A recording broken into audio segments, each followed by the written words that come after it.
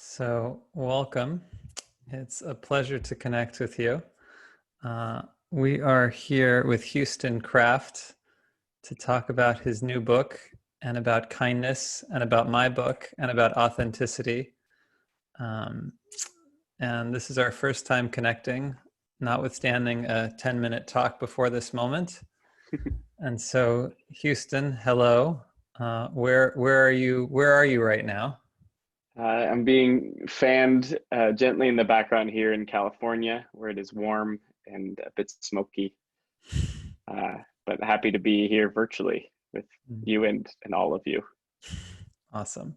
And I am in upstate New York in a small town called Elizaville, where it is warm but comfortable and where fall is just starting to poke its head out from the summer heat in little flecks of red. Um, and we have both written books. I have just published mine, and yours comes out shortly. Can you tell me about your new book? It's fun to meet book twins, and that was a bulk of the 10-minute pre-conversation of like, are you okay? Are we okay? Are we doing this right? Yes, the new book is called Deep Kindness.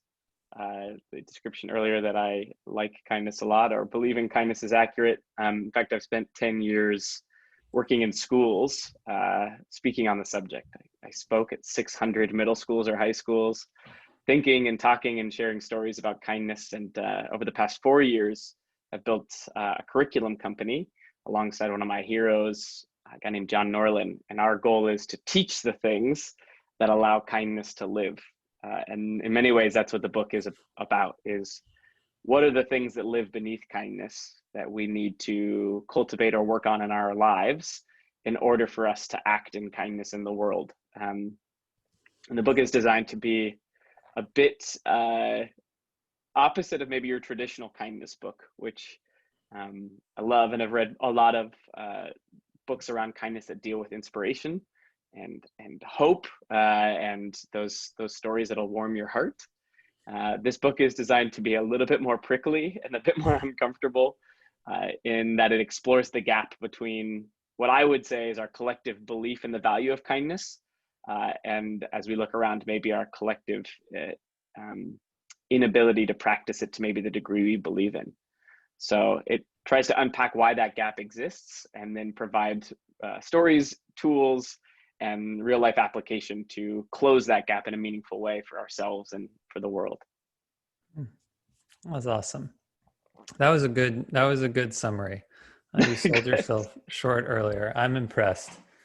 I'm going to give a brief summary of my book so we can see how these two ways of looking at the world overlap, or maybe more interestingly don't, which will be fun too. My book is called Healing Heals the Healer Too, maybe because I like H's a lot.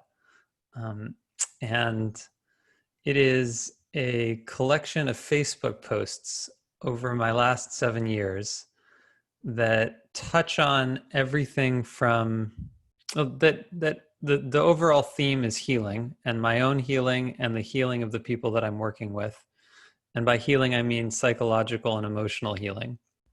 And it's a fun read. It's light, it's playful. It covers Burning Man and psychedelics and other things you might expect from the contemporary healing journey. But on a deeper level, it covers, or covers isn't the right word, touches on the way you talk about kindness. I talk about authenticity. What does it mean to be authentic in a world that claims to value it but doesn't really? And how can I step into my authentic self? How can we step into our authentic selves? And how can we shift the culture to be more authentic? And I think I want to define authenticity, and then I want to ask you to define kindness. Um, so I'll start. And I think of authenticity as having an honest relationship with your own inner experience, having an honest relationship with your own inner experience, and then sharing that experience with others. So if I'm angry, it would an authentic way of being with anger would be to acknowledge to myself that I am angry, and then to acknowledge to the other that I'm angry. And that's rarely what we do. Usually we trick ourselves into believing things that are not true of our inner self, and then we manipulate others so that they believe things that are not true of us. And that is standard operating procedure in everything from day-to-day communications with friends and family to our entire media and culture at large. Um, and I would like to see that change really badly. So how would you how would you define kindness? Hmm. Well, as I'm sure you have a similar relationship to like unpacking words in your work, the purpose of the book is to define kindness. Really, in a lot of ways, to unpack how I think our traditional definition of it doesn't serve us. So I spent a lot of time trying to de-define kindness in order to rebuild it a bit. So I Ooh. think our world has a perception of kindness that it is important, but in some ways fluffy or high flying. And um, I talk a lot about the fluffification of kindness in our world and how it ultimately devalues the function of kindness in our world. And when we think about something as free or easy or simple or fluffy, I don't think we allocate the necessary resources to improve at it, systemically or individually. So if I were to offer a short-term definition, shorthand definition, book tries to make a distinction between what I call confetti kindness and deep kindness. And deep kindness requires intention, discipline, some level of sacrifice in order to live a more compassionate life and heal, in many ways, ourselves and the world. Hmm. What is confetti kindness? Having worked in schools for a decade, you walk many halls and cafeterias, and you see all a variety of motivational posters, cheesy or not. There's quotes, there's the images, and the one I've seen probably most frequently in my career is throw kindness around like confetti, Hmm. which lives in just about every school I've ever spoken in, and it is very well intentioned. It's just saying we need more kindness in the world. But unintentionally, I think it is representative of what we've done to kindness, which is we make it seem like it is as free or as easily spread as confetti. And I think there is a version of kindness where that is true, right? The things that are like the high fives or the post-it notes or the little like day brighteners, day makers. But I would argue that confetti kindness and the sort of the newsworthy moments of kindness aren't always the sort of kindness that we actually need to heal a lot of the challenges that live in our culture, in ourselves, and in the world. And so the book tries to spend a lot of time saying confetti kindness is, don't get me wrong, important and worthwhile. Like we need those little moments of light and hope. But I think we have to acknowledge that there is a different sort of kindness available to us that if we don't invest in, I think we're going to maintain a broken status quo. What's the difference between deep kindness and compassion? Uh, it's a great question. And to me, I think compassion is an ingredient in deep kindness. Um, but compassion, in Latin, compassion translates to suffer with. Um, and in psychological terms, people they refer to compassion as to suffer with someone with an active desire to alleviate that suffering. So I think there's an element of compassion where it is an exchange in a certain circumstance um, that necessitates maybe some level of suffering or need in order to act in that moment of compassion. Where a lot of the book and the conversations that I have around kindness sort of expand out from that. I think of kindness as more of like the behavioral pursuit that allows me to live a compassionate life. So it's the practices, it's the rituals, it's the habits that we Hmm. build into our life um, that allow for a kind life with moments of compassion. Hmm. Can you give me a couple of examples of the rituals or disciplines that embody deep compassion? Yeah. so I spend the later half of the book talking about the importance of habits. One of my favorite books is The Power of Habit by Charles Duhigg.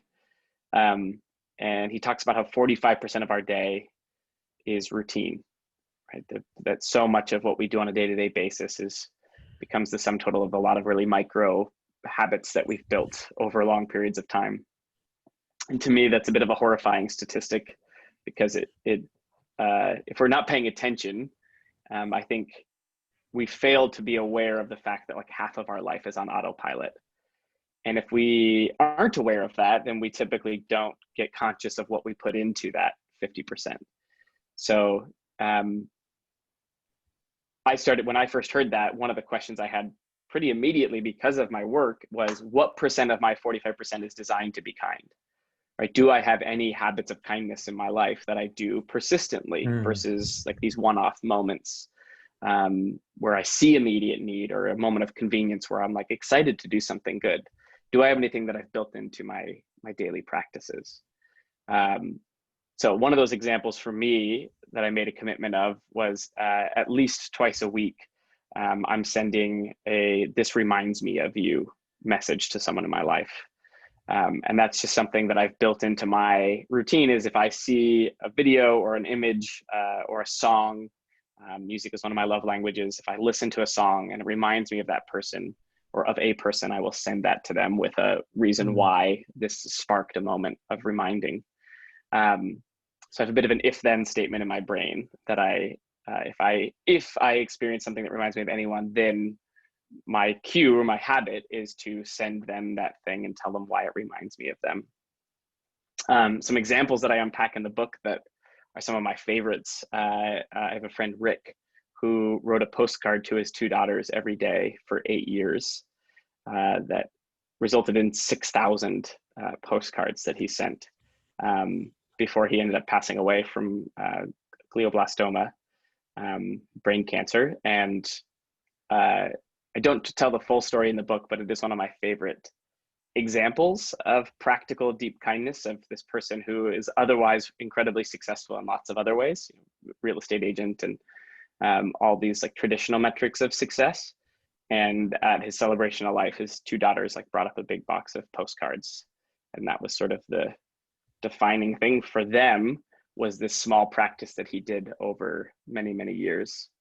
I use the example of my mom, who wrote a Post-it note, like a little like sticky note in my lunchbox every day, kindergarten through 12th grade. And I talk about how some moments that could be perceived as confetti kindness, right? Something as simple as a Post-it note, when done with a level of discipline and consistency, can add up to sometimes be the most profound actions of kindness in our life. So those are some examples, like my own personal practice, and then some people that have done other things. I think one of the things I talk a lot about in the book, and actually what we talk a lot about in our curriculum is just that idea of consistency and how we create habits around things that are, for many people, abstract. It's the challenge, right? People make habits around working out or flossing or other things that are traditionally productive, but kindness is a big enough, abstract enough concept that it's hard to actually like say, what am I doing to build a habit of kindness in my life? What does that practically look like? So I'm hearing that kindness, this is how I'm making sense of everything you're saying, is what you're looking for is a commitment to authentic expressions of care. It's a good summary. I wish that was in the book. I think there is a derivative of that in the book. Absolutely. Yeah. Where authenticity meets discipline, we talked about this a little bit, I think before the call started, but authenticity and discipline, where is the friction there between like wanting to do something and committing to do something? And is my action, one of the questions I have for Rick, the guy that wrote the postcards, is like, did he always want to write a postcard? Did he always feel like doing it? And if Did he the always have answer is time for it?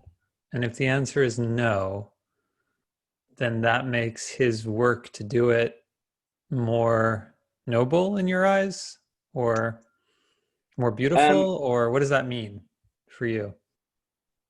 yeah, I don't know if nobility, It's an interesting framing. I don't think it's more noble, um, but I think it's right. There's like a really, as you just defined authenticity earlier, of like the sort of honest um, understanding of our inner world. Uh, I think people have an interesting relationship to like authenticity in the sense of like, if I don't want to do something in the moment and I do it anyways, is that still authentic? Well, do I have a deep enough understanding of immediate want versus long-term joy? And uh, I would say that for his daughters and for Rick, the disciplined pursuit of the thing, even in the moment where he didn't feel like it, is probably one of the most joyful expressions of his life. Um, so I don't think nobility is the right word, but I would say alignment, Mm. a deeper sense of alignment to something that we truly want versus immediately desire. Mm. I like that distinction. I feel like I've I've plumbed enough to have a really decent grasp of where you're coming from and what matters to you. Um, I don't think of I'm going to look at a lot of future conversations through the lens of plumbing, and it's going to make me smile. I have one. I have one more really one last question for you actually that's coming up, and then I'm curious if you have any place you want to go, Yeah. um, and I can talk about where some of what you're saying is landing with me. But the question I have last for you is why you? Why is kindness or deep kindness so important to Houston Kraft? Um, I've been thinking often, actually, recently around when what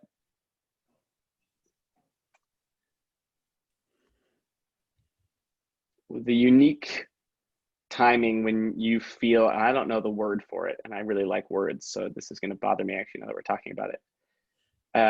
When you feel like your concert of gifts is like the music that the world needs presently. Um, I've been sensing a real clarity of like purpose over the past year or so, that I think is both the byproduct of a lot of repetition. You know, I told a lot of stories and worked with a lot of schools to fine tune a message that was important to me.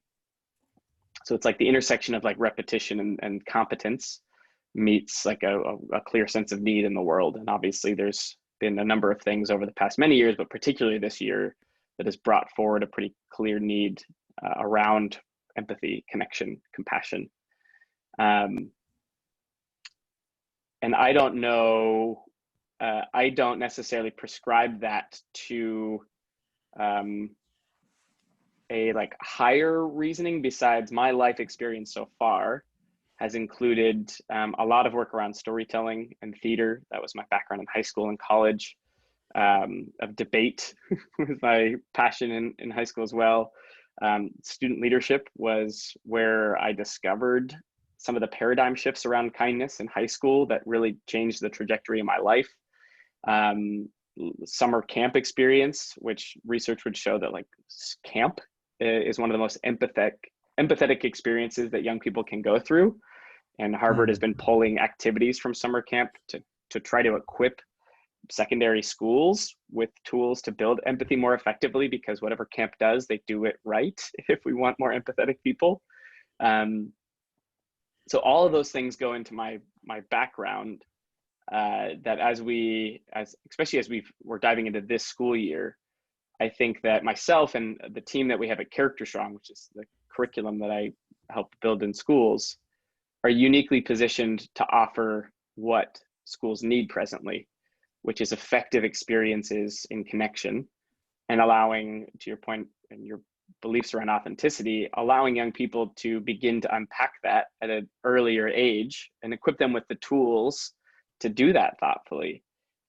It's one of the things that I think a lot of quote unquote programs have struggled with the average middle school or high school student, is they'll try to equip people with school. They're giving them a blueprint instead of a toolkit. They're Mm. saying you need to build this thing, and because like I don't even really know what I want to build yet, but the more tools I have, the more equipped I feel to build the life that is meaningful to me. Um, and I think young people, even in the past 10 years, there's been a cultural shift towards people, I think, having more permission to live a life of purpose and live a life that is more authentically related to what they care about or want than what the world has prescribed them for. Uh, and I think that shift has caused a lot of disruption in like our culture and what work is and what work can or should be.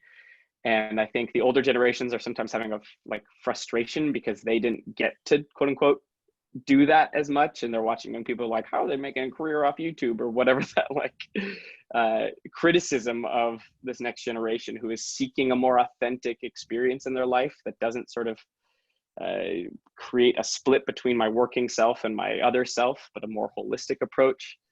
Uh, all that to say, like, why me? I have no idea why me, besides feeling for the feeling more clearly than ever a sense of like I have a unique set of experiences that can serve a specific need in the world, and so I should do that as well as I can.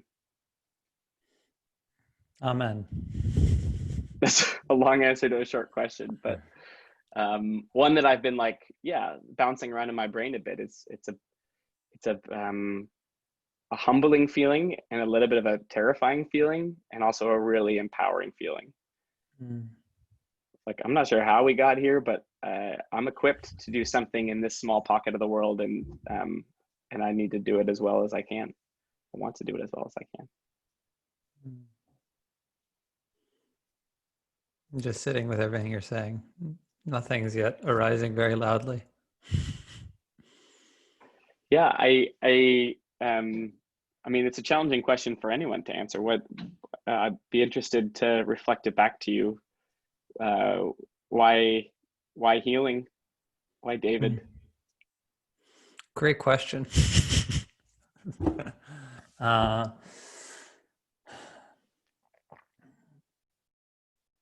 I liked your language. Can I steal it? What was it? A chorus of gifts. Uh, perfect Yeah. for the moment. You said it better. Concert of gifts. Whatever you said, I like that. I wanted to Mm, steal that verbiage. I uh,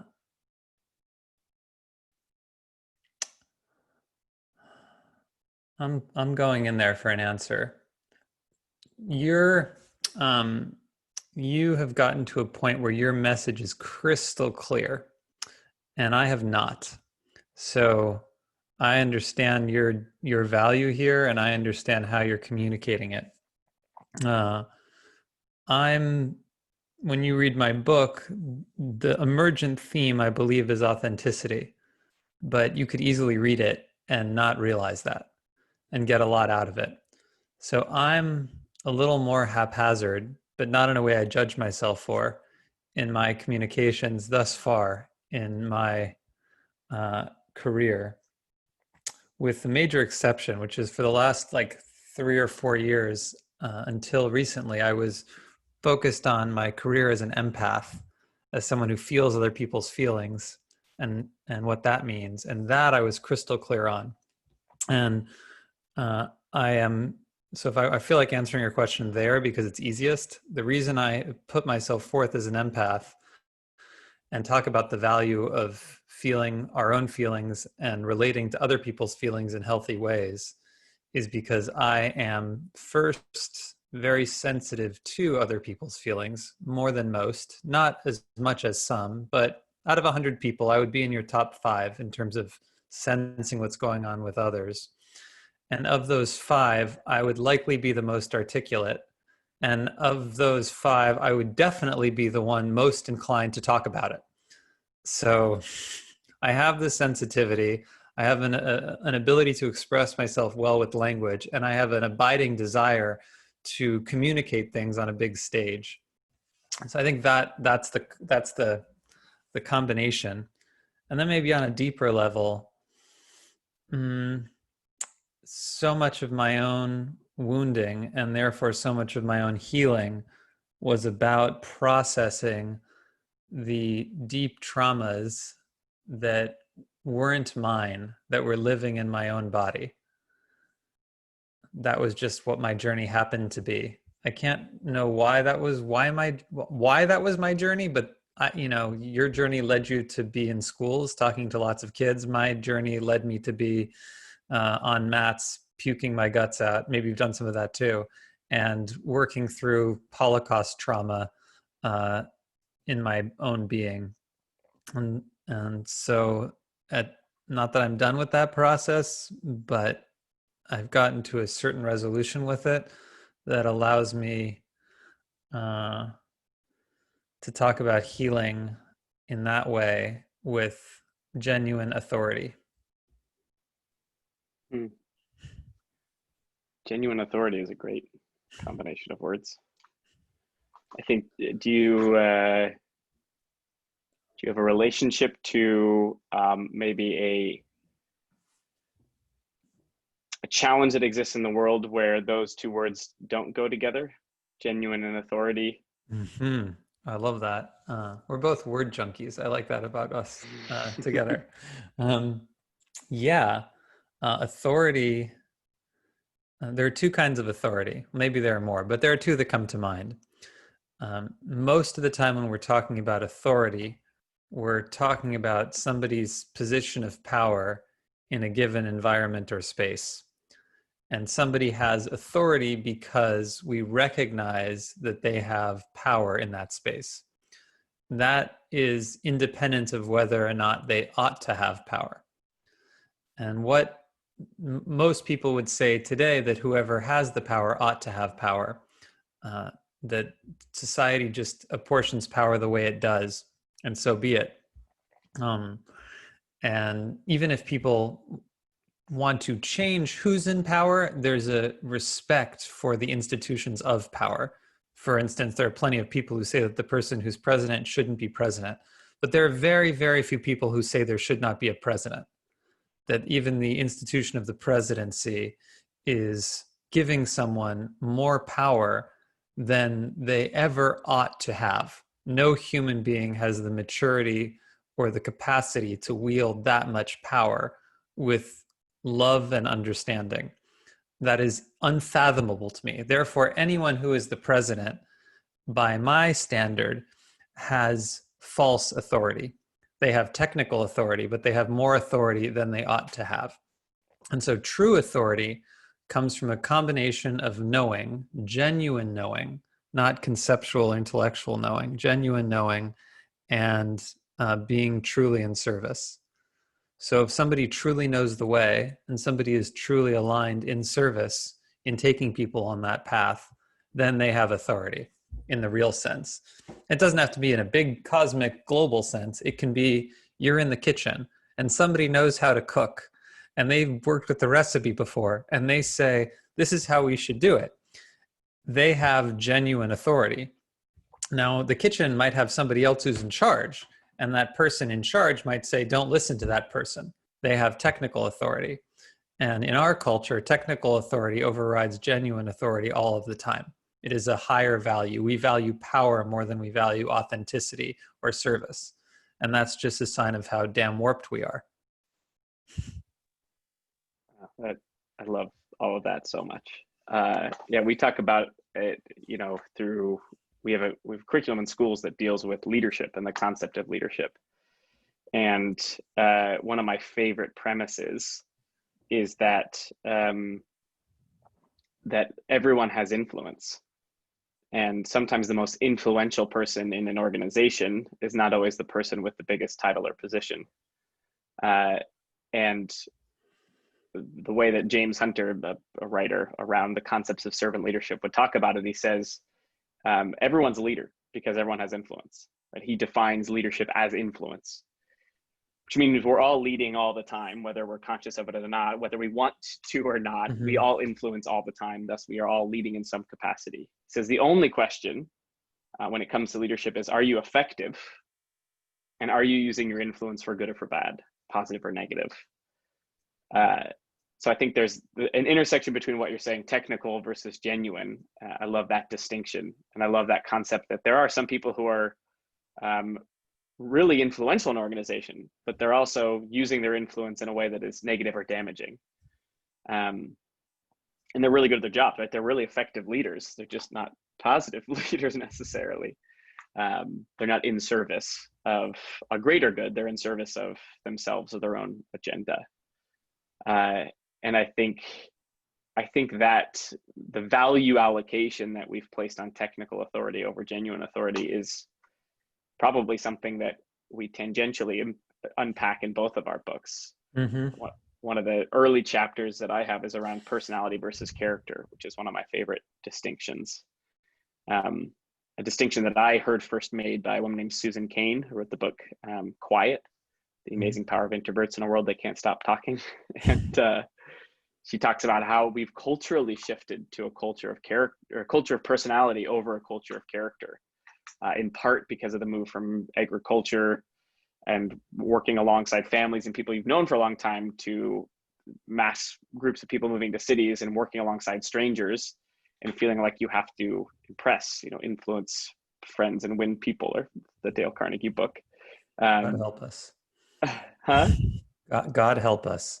Yeah. And I think again, it's just like the unaware unconsciousness of the way that we go about that and how that culture is impacting us that cause us to have this desire for technical authority, which is just an offering that culture has made us, but not necessarily determinant of real success or authentic feeling success in our life.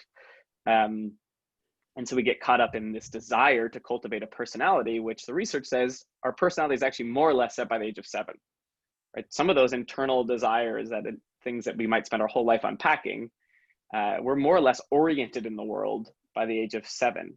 A character, on the other hand, we talk about this curricularly with students, is built by the thousands of choices we make every single day, where we can cultivate a sense of I think, genuine authority, to use those words, by being in service over a long period of time and cultivating a deeper sense of knowing, which first requires me to know what I want to be about in the world, and then build the technical and I suppose compassionate competencies that allow me to live into that. So yeah, to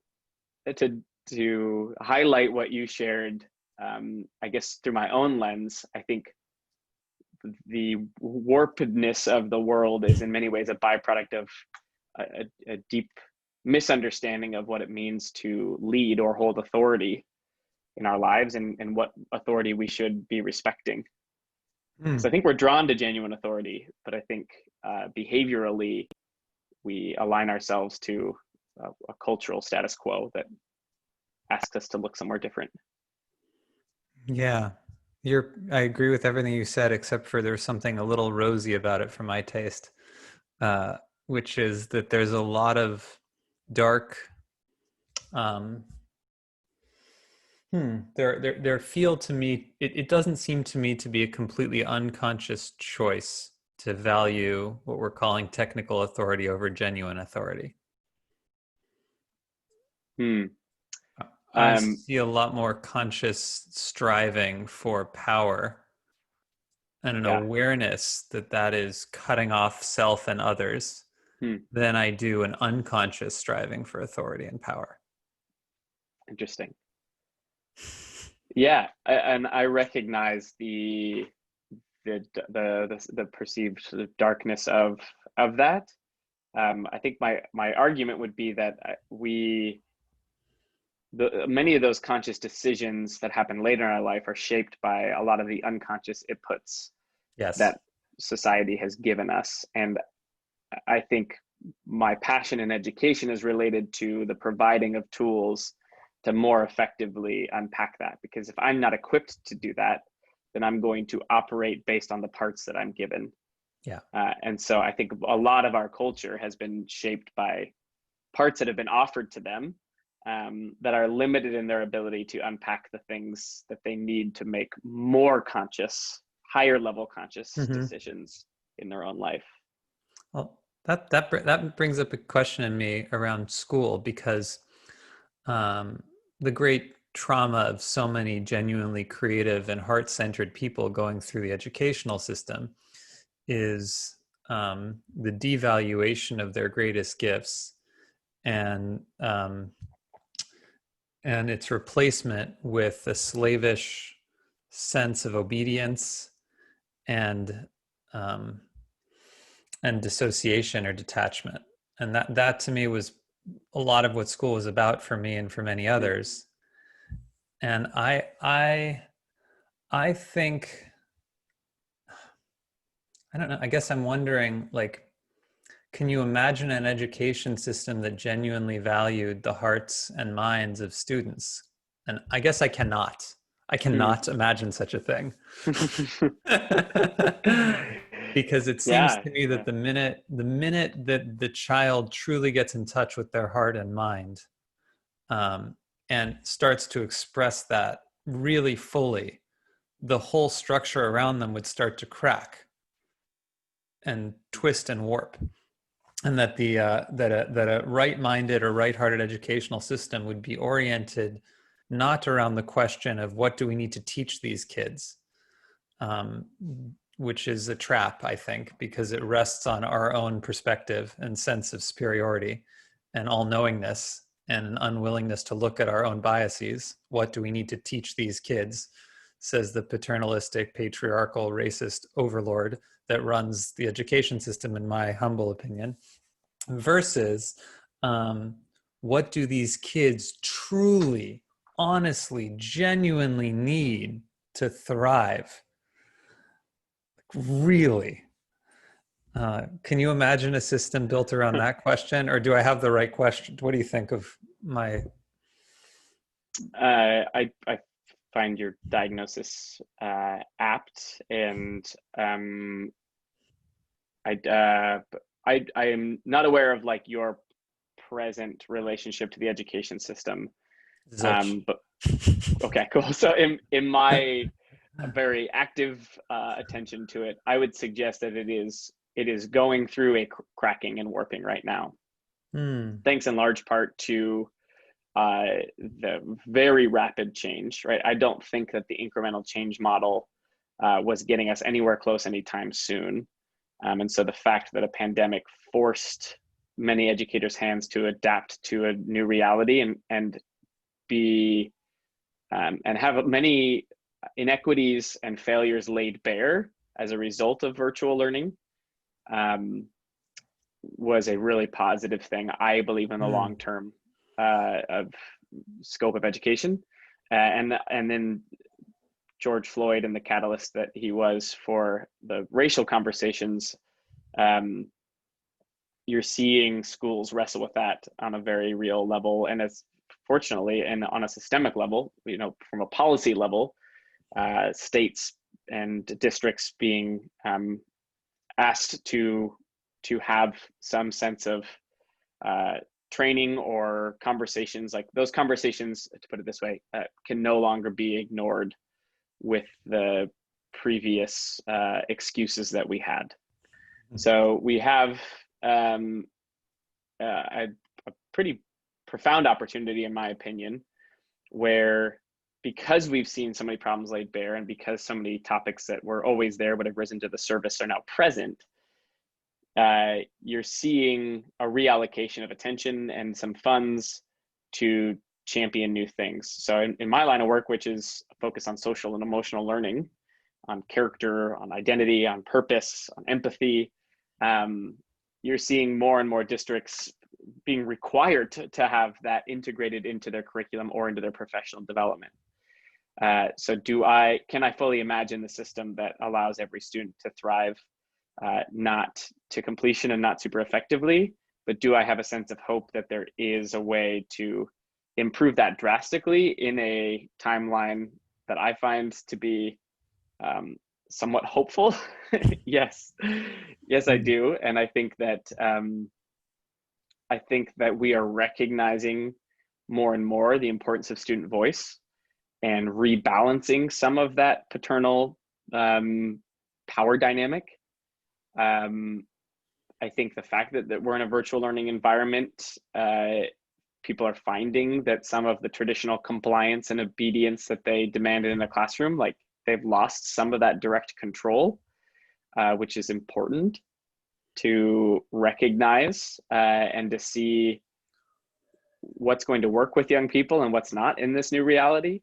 They don't have the excuse of just like, sit down, shut up, listen, I'm the leader in the space, because students Yeah. can just turn their camera off and go wherever they want. And teachers can say, well, they're not paying attention. But the reality is there are teachers who are doing it really effectively, because they are recognizing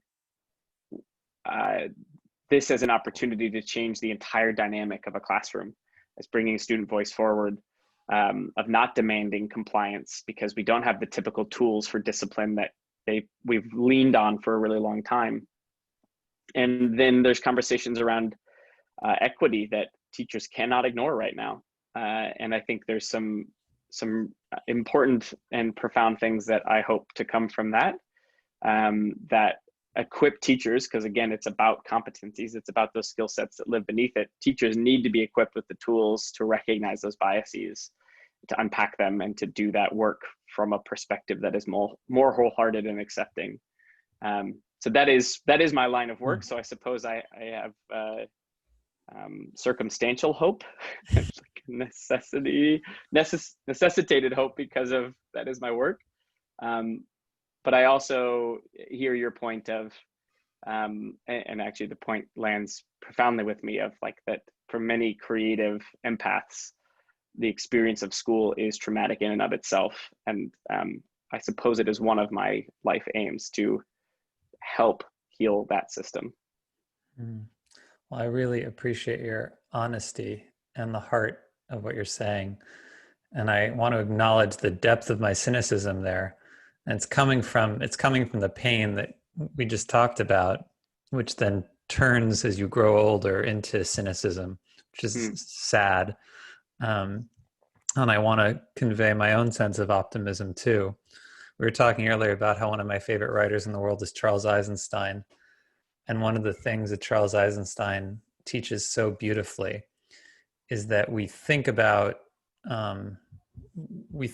big changes, making big changes, but we underestimate how the small changes in any given system can be ultimately more transformational. And so even as we talk about the systemic changes that we both agree need to happen, you with more optimism than me, I think what we both feel and agree with is that the little changes that are happening inside that greater change, where one teacher starts asking themselves, maybe I shouldn't just tell my student to sit down and shut up, or, or one class becomes more open and spacious for the students, can have a dramatic effect on the entire world. Absolutely. Yeah, I think one of my favorite quotes that I lean on for metaphor often is Maslow's, when the only tool in our toolbox is a hammer, everything looks like a nail. Mm-hmm. And my empathy statement for educators is their own training is so outdated, and they get taught very effectively to teach the things that they're supposed to teach in their subject area, but they don't get taught very effectively to respond to behavior or to respond empathetically to students' stories and their realities. And as a result, most teachers, the only tool in their toolbox to manage their classroom and lead their classroom is a referral or is disciplinary, right? Is punitive punishment. And if that's the only tool, then that's the tool I'm going to lean on with frequency.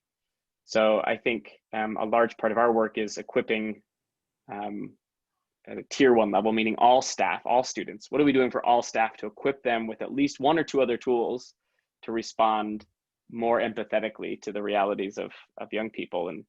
And I think teachers are craving that. It's just they've long been ill-equipped for it. Love that. Well, do you have anything else that's you feel like we should talk about, or any final points or thoughts? I think we just have at least one Venn diagram of authenticity and kindness. Okay. What is your relationship to those two words? And I'll speak to it as well. Maybe that's a nice wrapping point. Perfect. Well, so I have an allergy to the word kindness, which is why you put the word, I'm sure I'm not alone there, This is why you put the word deep in front of it, Hmm. so that I don't think of confetti kindness. You said at the beginning that confetti kindness is good and we need that. And I think it's bad and we don't, to the extent that I understood what you were saying. And I guess I think of kindness often as sweetness. Um, uh, and then when you're telling people to be kind, there's a risk that you're telling people to enact the pretense of kindness, that it's not coming from their heart. It's coming from their conceptual understanding of what it would be to be kind. And from that place, I think more damage gets done than goodness. I think one of the reasons more damage gets done than goodness is because it reenacts a deep abandonment trauma that we all have. So it can be really painful when somebody's acting really kind, but their heart is not in it. That triggers our deepest abandonment wounds and shuts us down. And for many of us, that causes us fake kindness, or the appearance of kindness, puts a responsibility on us, the recipient of that fake kindness, to make the person feel like their fakery is effective. So you see this all the time in gift giving. Somebody gives a gift that is not particularly thoughtful, but that has the appearance of being thoughtful. It's not coming from the heart, it's coming from their idea of what the heart would do if they had one. And so then they give this gift, and then the person, the recipient, unless they're at a very high level of emotional development, will just say, "Oh my God, that's so nice of you," checking out from their own experience in order to make the other person who's BSing feel good. And I hate all of this. And it is the opposite of the world I want to live in.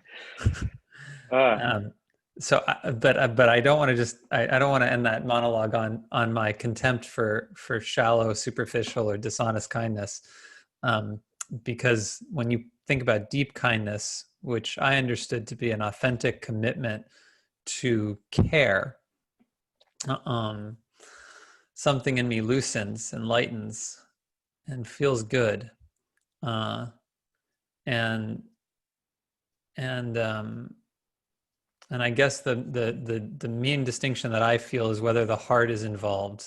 If the heart is involved, I'm a fan, and then in that case, uh, authenticity and deep kindness are friends, and deep kindness would be a form of authenticity to the extent that the heart is involved. Other forms of authenticity, uh, I value too. I like authentic anger too. I like people who are committed to owning and expressing their anger. Just like I like people who are committed, as you are advocating, for people to own and express their love. hmm. So that's my Venn diagram. uh, uh, Man, I love and appreciate that so very much, and appreciate the dexterity with words to express it. The concept of someone having a pretense of kindness because they were asked to do so is the challenge that I think I've been wrestling with for a decade in my work in schools. Is how do you show up and offer something that I believe collectively our hearts want, which is the experience of connection, of empathy, of understanding, a sense of safety in school, which for so many it is not.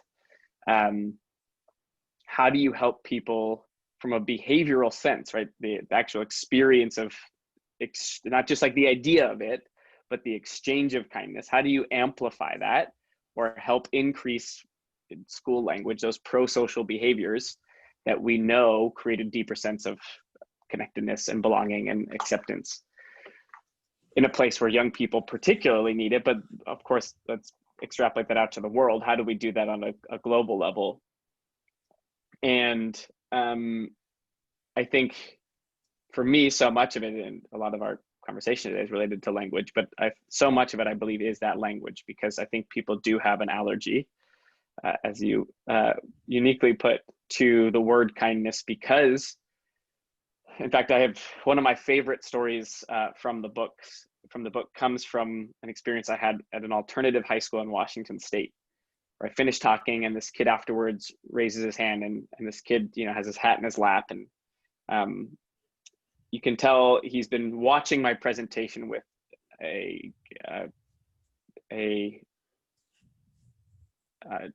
undesirably earned sense of cynicism.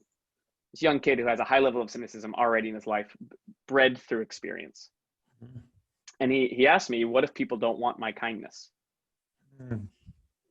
And you can tell it was an earnest question. And so we spent some time publicly conversationally trying to arrive at an answer. And the thing that we agreed on was that everyone craves authentic kindness, deep kindness, but not everyone trusts it, especially from the person maybe sending it. And what we talked about was that for so many people, kindness is a precursor to pain, which is counterintuitive to our collective understanding of the word. But for a lot of people, people have experienced people who have been, quote unquote, kind to them, especially in our younger years, where we perceive that as like an earnest desire to serve or to connect. And then it's been proven differently, that kindness then turns into something more selfish or even directly painful. And so some people are receptive to all forms of kindness because they haven't had that experience. But there is probably a large majority of our world who have an earned sense of skepticism on selflessness because it has not come from an authentic, real place, or they've been proven wrong over time. And so this kid and I, we had a great conversation around how before we can give effective kindness, the person on the far side has to be trusting of that experience. And it is not on them to be trusting. It is on me, the giver, to earn that trust in some capacity if I authentically want it to land or be experienced on the other side. And so much of that is reliant on my willingness to reflect, to explore, to listen, to have empathy, to be authentic. In the book, I talk about trust as the byproduct of empathy, consistency, and authenticity. That if we can work with those things thoughtfully, over time, we can earn the trust of another person to receive love. And perhaps my most favorite small example in the book is about Newtown, Connecticut, where the Sandy Hook shooting was, and how after the event, people sent teddy bears to Newtown because they thought it was kind. Here's this people hurting. Here's what I know about kindness. Here's teddy bears. So many stuffed animals, in fact, the town had to rent a 20,000 square foot warehouse from using their own money to house these teddy bears. And the guy that hosted the candlelit vigil, he said there were more stuffed animals than there were people. And in a profound, probably my favorite line of the book, he says, a stuffed animal is great, but a teddy bear doesn't pay for counseling, and a teddy bear doesn't pay for a funeral.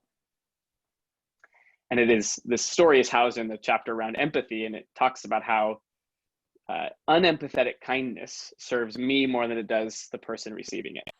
Because I think I'm doing something good, but I haven't bothered to ask you whether or not you actually need that thing, or if I'm the best person to give it. And so, to echo you, but from my own lens, the intersection of authenticity and kindness there to me is that deep kindness is only possible if I've earned the trust of the person I'm trying to send it to.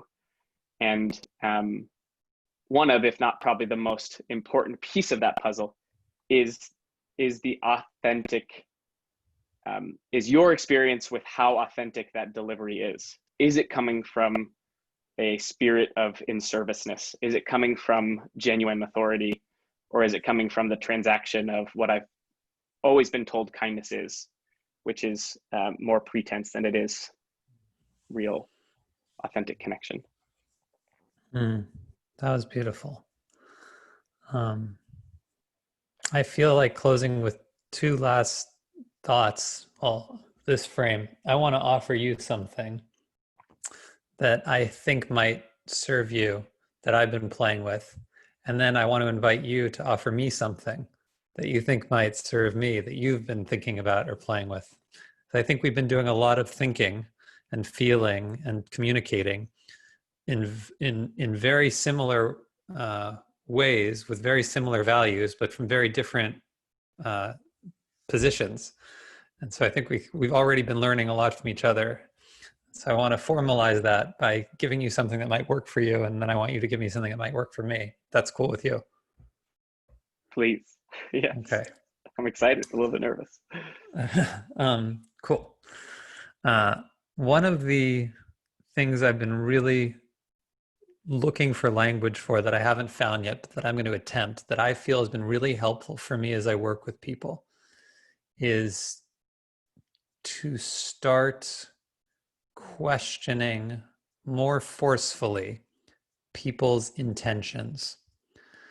And we tend to say people have good intentions a lot. We tend to say they mean well a lot. And we tend to say very infrequently that their intentions are not good and that they do not mean well. There's a kind of taboo around that. Even, even when people are working through deep abuse at the hands of their parents, they will tend to say, I know they loved me, or they ultimately wanted what was best for me. And I have been really enjoying discovering and then articulating how untrue that is. And that, and for instance, I love your teddy bear example. It'd be very easy to say that the intention there was to soothe the pain of the people who'd endured such a tragedy. But I don't think that that would be accurate. I think the intention there was to feel good about yourself. And that is a selfish intention with the negative connotation of the word selfish deserved. And that it is actually, uh, um, I wouldn't go so far as to say it's cruel, but it's cold and hurtful. Um, and and by letting cold and hurtful behavior slip by as well-intentioned and loving, we are actually enabling it all the time. Uh, and I've found a lot of power for instance, I have a friend who uh, is very harsh with her kids, and she says that she's doing it to protect them.